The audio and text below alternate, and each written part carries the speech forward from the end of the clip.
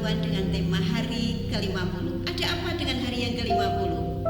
Hari ini adalah hari Pentakosta. Pentakosta artinya hari yang ke-50.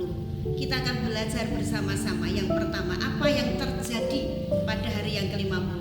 Pada hari ke-50 yang terjadi adalah pencurahan Roh Kudus. Semua yang percaya dipenuhi Roh Kudus. Kisah Para Rasul pasal 2 ayat 2 sampai dengan 4 itu menceritakan, mengkisahkan bagaimana Roh Kudus turun atas kehidupan semua orang percaya saat itu berkumpul.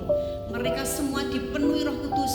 Mereka berkata-kata dengan bahasa-bahasa yang lain dalam bahasa Indonesia. Dalam bahasa aslinya dikatakan glosolalia, yaitu dengan bahasa-bahasa lidah. Ada apa yang terjadi? Ya, itu ada kepenuhan Roh Kudus. Semua dipenuhi oleh Roh Kudus. Yang kedua, tadi yang pertama, apa yang terjadi di hari yang ke-50?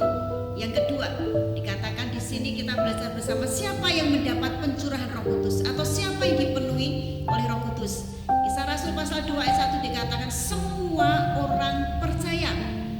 Jadi yang dipenuhi oleh Roh Kudus adalah semua orang yang percaya bahwa Yesus adalah Tuhan.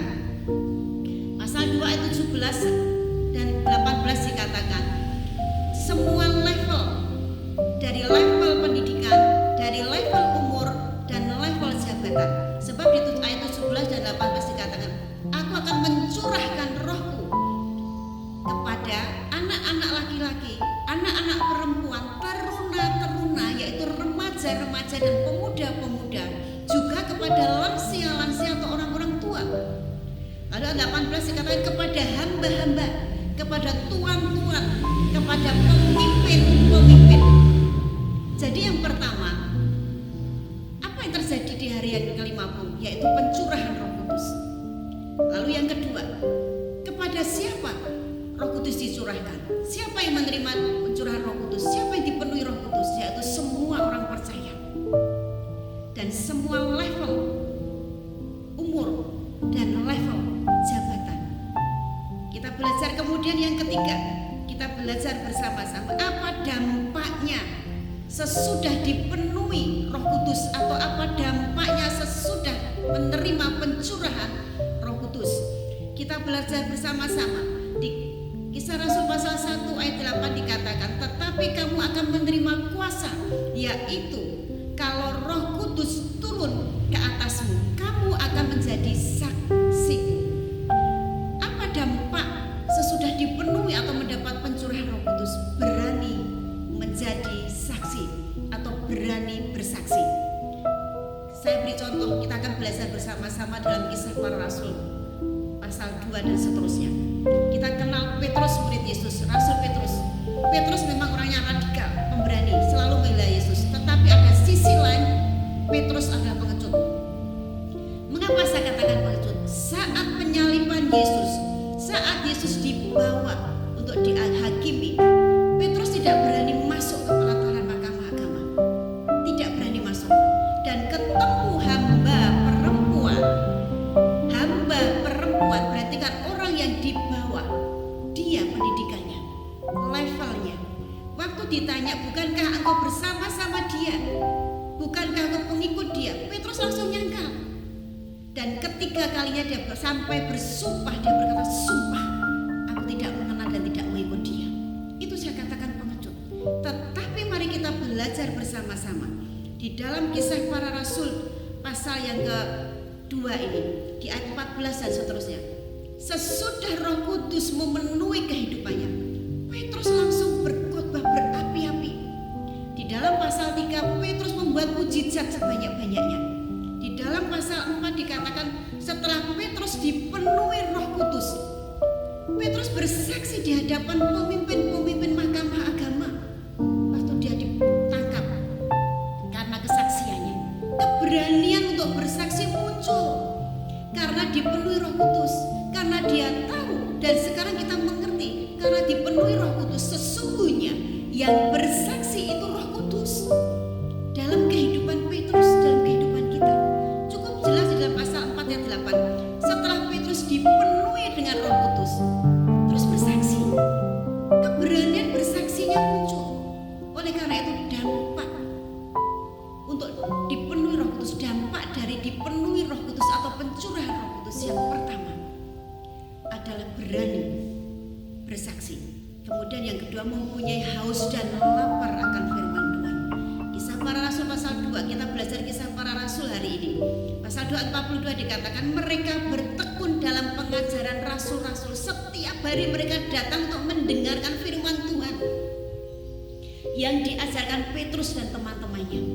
Setiap hari bertekun itu berarti terus-menerus, tidak bergeser sedikit pun. Dilakukan terus-menerus, itu bertekun. Oleh karena itu saya ingatkan kepada sahabat bahwa kalau kita dipenuhi Roh Kudus, kita pasti berani bersaksi tentang Yesus yang juru selamat, yang Tuhan itu. Dan kita pasti haus dan lapar akan pengajaran firman Tuhan, tidak ada lelahnya. Kemudian kalau kita dipenuhi oleh Roh Kudus, kita suka berdoa. Tetap di pasal 2 ayat yang ke-42 tadi. Selain mereka bertekun dalam pengajaran Yesus, mereka berdoa bersama-sama. Bertekun di dalam doa. Itu dampaknya, itu hasilnya. Itu seperti menjadi ciri bagi orang yang dipenuhi oleh Roh Kudus. Kemudian dampak yang keempat dikatakan menjadi murah hati. Tidak ada pelit lagi, tidak ada kikir lagi. Pasal 2 ayat 46 dikatakan mereka bertekun bersatu dan mereka membagi-bagikan, memecah-mecahkan roti. Mereka makan bersama, bergilir mereka membawa makanan bersama. Bahkan di pasal 4 dikatakan mereka menjual. Di pasal 4 ayat 32 dikatakan mereka berkumpul dan milik mereka menjadi milik bersama. Mereka berani menjual kepunyaannya karena kepunyaannya serap, kepunyaannya banyak. Menjual salah satu atau sebagian dan dibagi untuk bersama-sama kebutuhan Injil atau kebutuhan kesaksian Kristus. Tidak pelit, menjadi murah hati. Kemudian yang kelima dikatakan di sini mereka menjadi berkarakter Kristus. Di dalam pasal 2 ayat 47 ada kata di situ, saya baca di sini ya. Sambil memuji Allah dan mereka disukai semua orang, garis bawahi semua orang. Bukan dikatakan disukai banyak orang. Kalau disukai banyak orang berarti ada yang tidak suka. Tetapi di sini disukai semua orang. Kenapa? Karena hidupnya dipenuhi Roh Kudus, bukan roh-roh yang lain. Roh kita yang di dalam ini tunduk kepada Roh Kudus, diatur oleh Roh Kudus, bukan mengatur diri sendiri. Itu yang menyebabkan kita berkarakter Kristus. Sikap kita, sifat kita, gaya kita, gaya Kristus.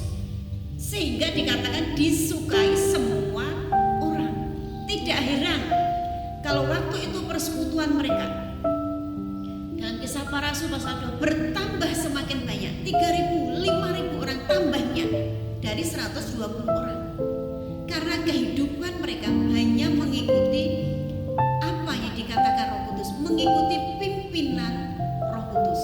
Biarlah hari ini menjadi berkat bagi kita semua. Apa yang terjadi di hari 50, yaitu pencurahan Roh Kudus.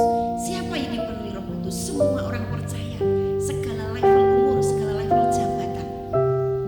Apa dampaknya kalau kita dipenuhi Roh Kudus? Kita berani bersaksi. Kemudian dikatakan kita haus dan lapar akan firman Tuhan. Kita jadi suka berdoa. Kegemaran kita, kesukaan kita berdoa. Kita tidak pelit, kita menjadi murah hati.